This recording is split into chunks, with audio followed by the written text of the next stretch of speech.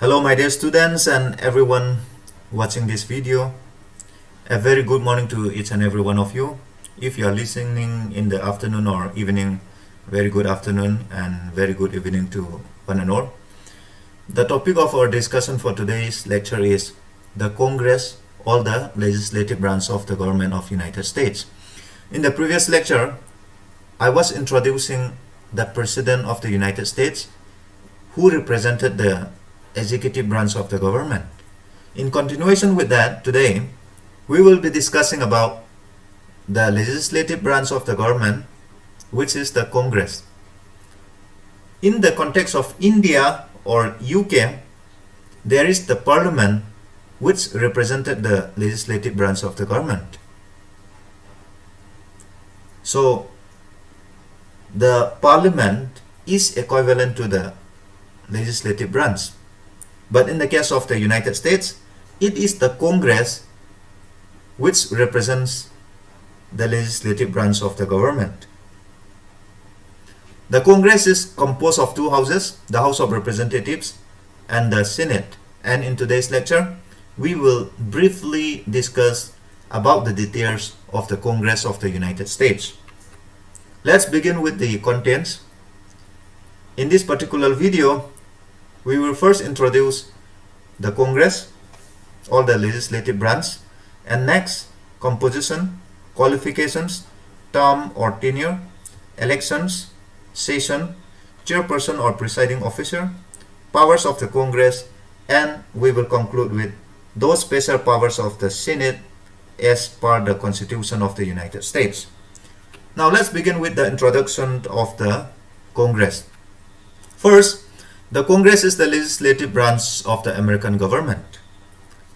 According to Article 1, Section 1, all legislative powers herein granted shall be vested in a Congress of the United States, which shall consist of a Senate and House of Representatives. In other words, Senate and House of Representatives compose the Congress. In other words, the Congress is a bicameral legislature having two houses, whereas the Senate is the upper house or the upper chamber. The House of Representatives is the lower house or the lower chamber. Now composition. What constitute or how many people form the two houses of the legislature or simply the Congress? The American Constitution did not fix the size of the Congress. It did not state it clearly how many members should be there in the Congress. Article 1, Section 2 simply stated that the House of Representatives shall be composed of members chosen every second year by the people of several states. The United States is composed of 50 states, and from these 50 states, certain number of members will be chosen by the people for 2 years, and those members will form the House of Representatives. So in this article, the tenure and how they are going to elect are given, but not the number of the House. Similarly, in Article 1, Section 3, the Senate of the United States shall be composed of 2 senators from each state for 6 years. Whereas for the House of Representatives, they will be elected by the people for 2 years each. But for the Senate, it should be elected from the state for 6 years each. And these members shall be 2 each from each of the 50 states. Now, with this, we have 435 members of the House of Representatives and 100 senators in the Senate at present. Though it is not stated clearly in the Constitution, right now the United States has 435 representatives and 100 senators. These 100 senators are drawn from 50 states of the United States. That means 2 members or 2 senators each from each state. Now let's come to the qualifications. First, for the House of Representatives, no person shall be a member of the House of Representatives unless he is first a citizen of the United States for at least 7 years. A person who wants to be a member of the House of Representatives should be an American citizen for at least 7 years. Second, he or she should not be less than 25 years. And third, he or she should be an inhabitant of the state in which he shall be chosen. A person cannot be chosen from other states. He or she should be chosen from the state to which he or she belong. Now let's come to the Senate. For the Senate also, as in the case of House of Representatives, he or she should be a citizen of the United States, but for at least 9 years. Here we have 7 years, but for the Senate, it should be at least 9 years. Second, he should not be less than 30 years. For House of Representatives, it is 25 years, but for the Senate, he or she should be at least 30 years. And finally, he should come from the state to which he is chosen. Now, let's come to the term or tenure. First, for the House of Representatives, the members are elected for 2 years. But for the Senate, they are elected for 6 years. But among those 100 members, 1/3 of the members should retire every 2 years. In other words, there should be election for 1/3 of the members after 2 years. However, we should remember that the Senate is a permanent house. Even if 1/3 of the members are elected every 2 years, the remaining 2/3 will continue to remain in office. Let us also remember that members of the Congress can be re-elected any number of times. In the case of the President, there is only a chance for re-election only once technically. In other words, a person can be elected only 2 terms consecutively in the case of the President. But in the case of the Congress, a member can be elected again and again. Now let's come to election process.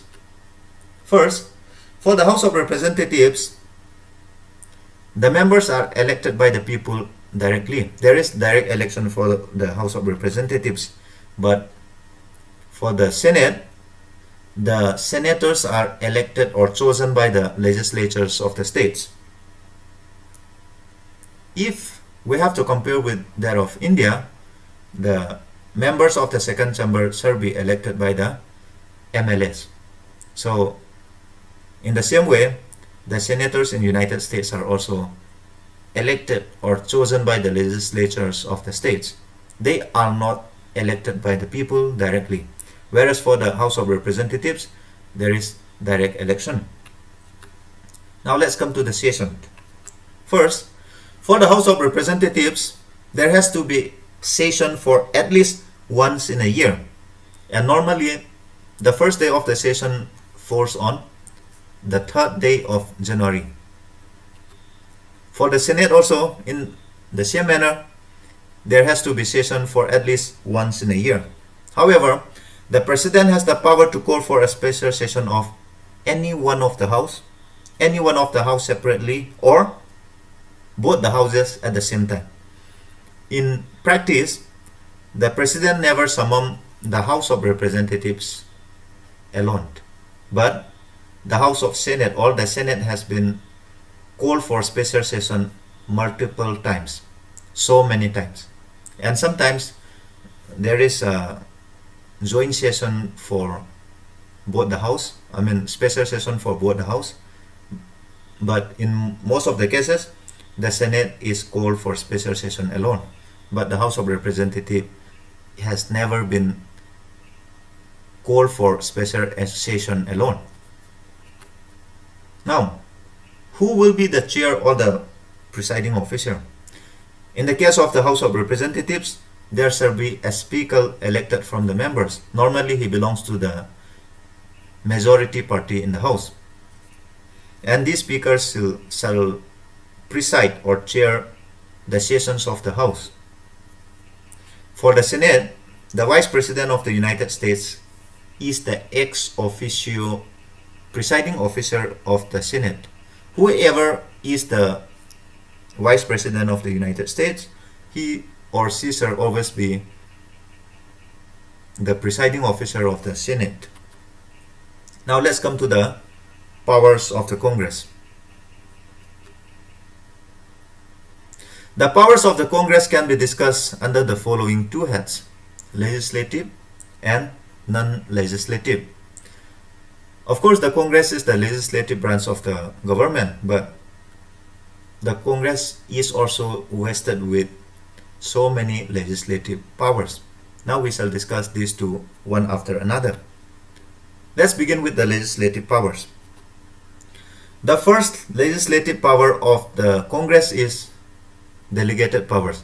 These delegated powers are those powers which are clearly mentioned in the Constitution. In other words, those subjects, or those matters, or those issues which are given in the Constitutions are known as delegated powers. In other words, the Congress has the power to exercise on those matters which are stated clearly in the Constitutions.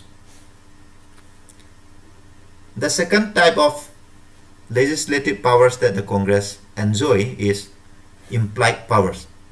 Implied powers simply means those powers which are not enshrined in the Constitution, which are not enumerated in the Constitutions, but are considered to have been implied. Though it is not written in the Constitutions, it is being taken for granted that certain powers are meant for the Congress. These include all powers which are necessary to carry out the powers conferred in the Constitutions. There might be so many powers, but all those powers should be something that is associated with the power to carry out the powers conferred in the Constitutions. Now, the third type of powers given to the Congress are concurrent powers. These concurrent powers are those powers which may be exercised by both the Congress and the state legislatures. Example includes weights and measures, promotion of agriculture, or promotion of education, etc. These are some of the legislative powers given to the Congress.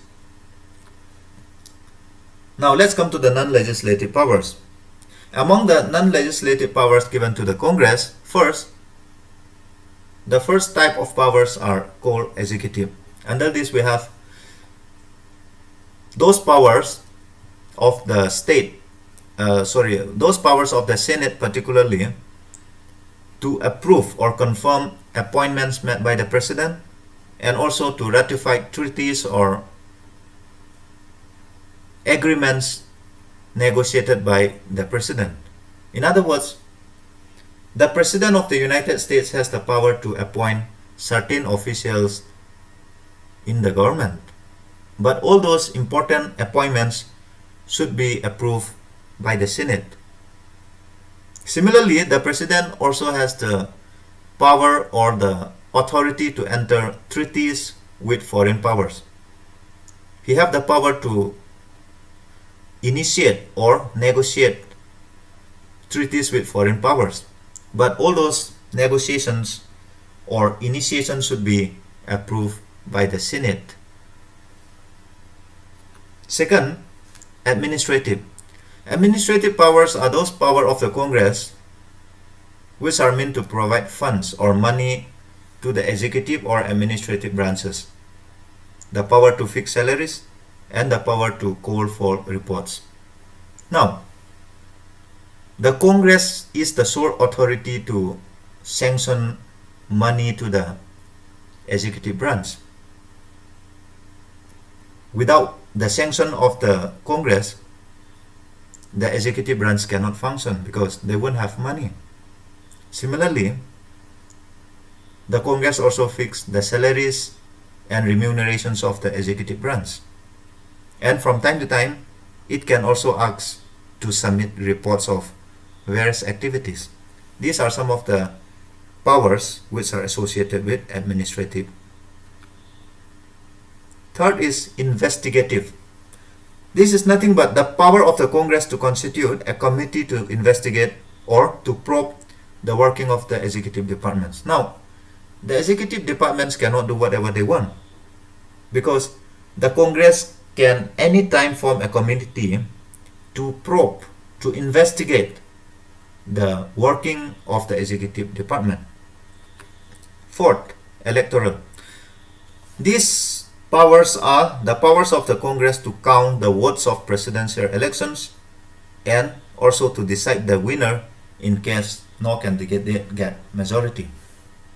Now, after 4 years, there is presidential election. The votes taken for the president are counted by the Congress. The Congress in a joint session will count the votes of the president. And after counting the vote, they will declare the winner.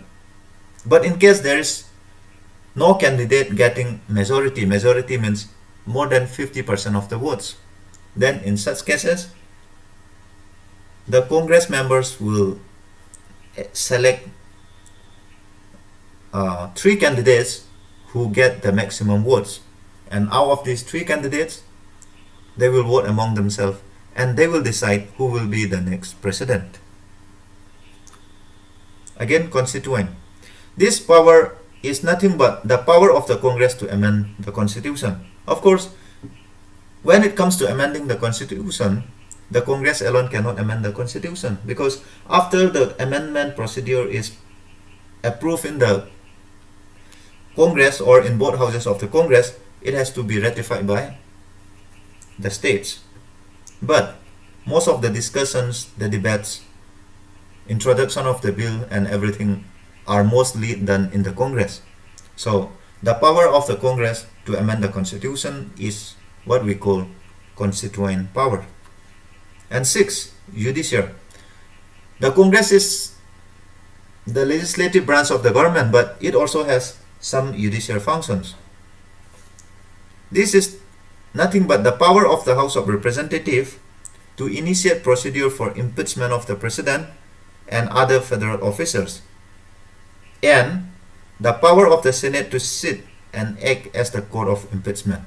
Now, whenever the president or vice president or any federal officers is going to be impeached, no other authority can initiate the process except the House of Representatives, or the impeachment procedure should come in the House of Representatives. And again, whereas debates and discussions and votings are done in the House of Representatives, the Senate acts as the court of impeachment. Even the Supreme Court cannot say anything about impeachment. It is the Senate who will finally decide whether a person is guilty or not.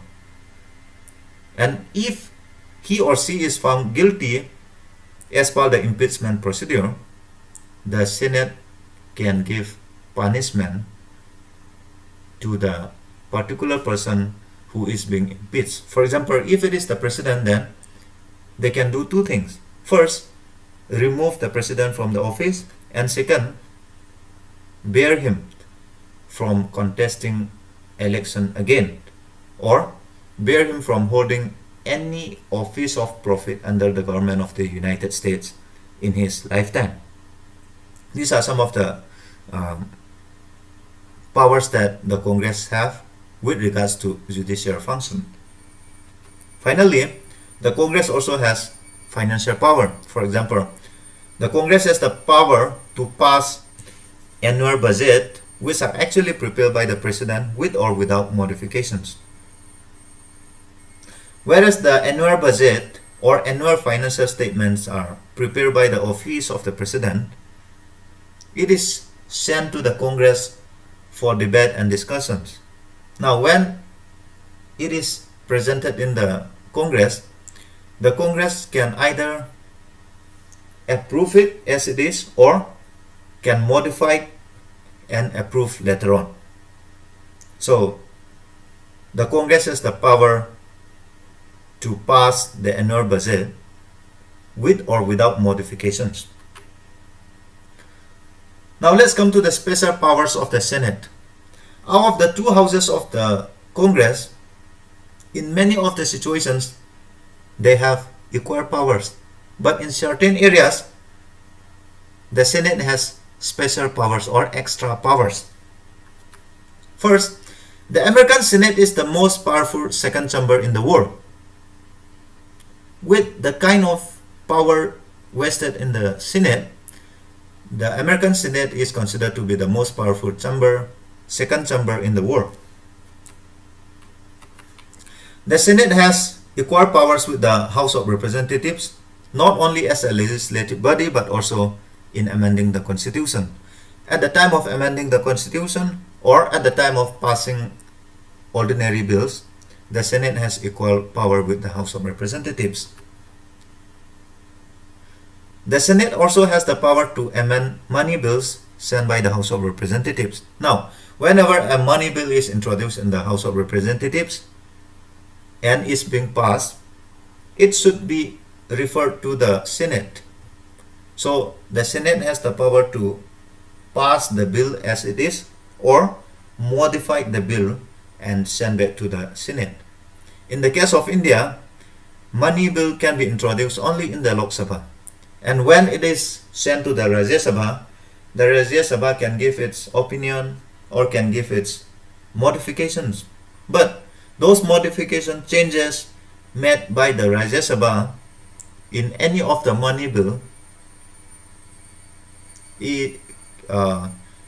can be taken or discarded by the Lok Sabha. Meaning to say, even if the Rajya Sabha made a lot of recommendation on money bill, the Lok Sabha may take it or may not take it. It's up to the Lok Sabha to decide. But in the case of United States, the second chamber has the power or the authority to modify money bills sent to the House. In the context of India, the Rajya Sabha has very little power in terms of money bills. But in United States, the Senate has the power to amend, the power to modify even money bills. Now let's come to few points of the special powers given to the Senate. First, the Senate has the power of confirmation of appointments. This means that all important appointments made by the President shall be confirmed by the Senate by 2/3 majority. As we have already discussed before, the Senate has this extra power to confirm or to approve all important appointments made by the President. Because without the approval or the confirmation of the Senate, such appointment will remain invalid. Second, the Senate also has the power to approve treaties signed by the President. As we have already discussed, the President has the power to sign or to enter into treaties with foreign powers.